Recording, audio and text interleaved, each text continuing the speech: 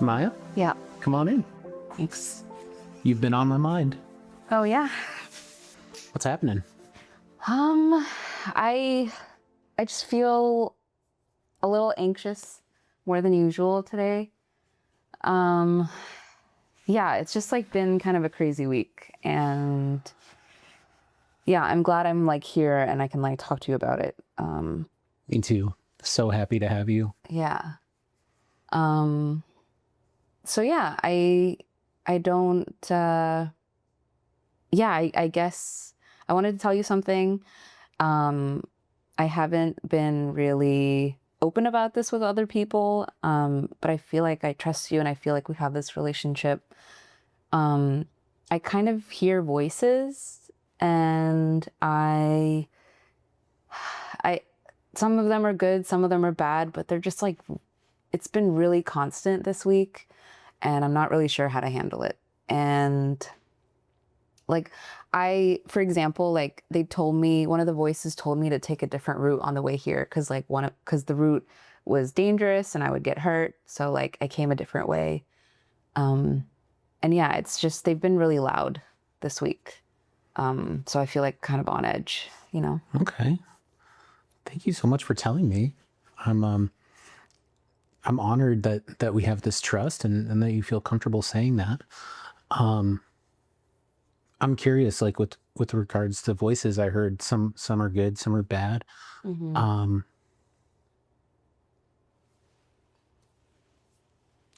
How many are good? How many are bad? Is there like a pie chart, of Yeah. like, Well, it's kind of, they're usually like, there's like one like older woman that's sort of like neutral. okay. And she just kind of, makes commentary, and it's not super intrusive. But there's this one like man, it's kind of like a dad figure, Mm-hmm. not like my dad specifically, but just kind of like a dad. And I don't know, he's just been very mean, and like this past week. And he's been very loud and very like constant. Mm-hmm. So yeah, it like depends, but yeah, this past week it's been a lot of him. Okay. A lot of dad. Yeah. And dad is like, is it okay if I call him dad? Yeah. Okay. Would you say like he's an authority figure? Yeah.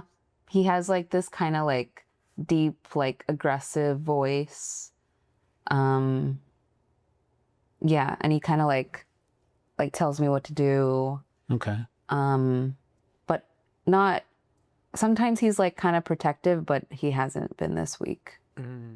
It's been more like he's mean to me, and he talks down to me, and he like points out my flaws.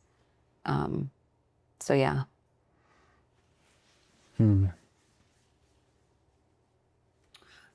If dad was a part of your body, where would he live?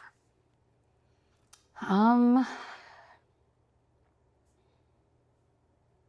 don't know, like kind of in my chest, I think. In your chest? Okay. Yeah. Yeah.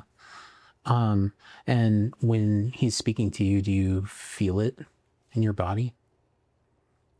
Yeah, I kind of feel like either numb or tingly in my hands and feet. And I feel like a heaviness in my chest. Mm-hmm. But mostly I've become so focused on the voice, like I usually I'm not like aware of my body really, Okay. Yeah, Yeah. I can't really think of, other than those feelings, like I'm not really sure where I go, When was the last time you heard from dad? Like last night. Okay. Yeah. With regards to the route this morning, Mm-hmm. Was this a suggestion from one of the voices or? Yeah, it was the woman. It was the older woman. And yeah, she said that, there's like a huge sinkhole on this highway, so you need to take another route. And so that's what I did. Wow. Yeah. So a protector? Yeah. I think so. Okay. Usually she's just like, pointing out the color of the grass and how it looks nice or things like that. But yeah, this was more direct, I guess. Yeah. So you saw a different side of her today. One that's more like a guardian. Yeah. Okay. Have you ever tried to have a conversation back with the voices? Not really. No? No. Okay. So mostly they're just speaking to you. Yeah. Okay. What would you, and bear with me here, I know we've done this before in a different context, but if you're interested, we could try an experiment where you could speak to a voice of your choice, like in the room. I'm curious what you might say to the voices. And this is new, right? You haven't necessarily tried this before. What do you think about that? Yeah, that sounds good. Yeah, I think that could be good. Which voice do you want to address? I think Dad. Okay. Yeah, he's kind of bothering me the most. Okay. So, Where does Dad live in the room? And if you want, I can be like Dad. You can speak to me as though I'm Dad. It could be me. It could be yeah, another object in the room. It could just be the air. I just feel like I could imagine him just kind of like standing and like probably like behind me, kind of like looming over me. Okay. Yeah. All right. Whenever you're ready. Okay. Okay. I'll just imagine he's standing next to you. Okay.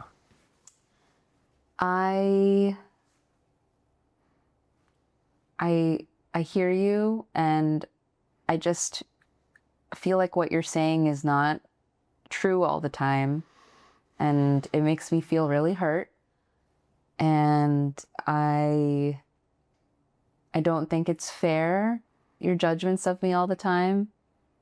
And it makes it really hard for me to just be nice to myself and live my life how I want. And yeah, and it makes me really anxious, and I'm not really sure how to deal with you, honestly, because I find it really hard to quiet you down, and it feels like I can't control you, and it feels like you're just talking at me, but I can't really do anything, and I can't really do anything about it.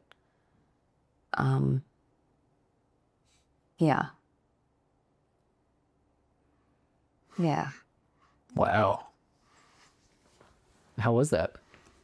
It was good. It felt good. It felt a little better. It felt like he was like surprised that I was talking back to him. Oh, you got a response? Just a feeling. Just a feeling of like shock and quietness from him. Quietness. I mean, that sounds different from the norm. Yeah. Yeah. Where Dad's just sort of gabbing at you. Okay. Yeah. Is that a conversation you'd be willing to continue with Dad? Yeah, I think so. It felt like more safe in here because it felt like you were here with me in case something went wrong, but I think I could do it. I'm right here with you. Yeah. Yeah,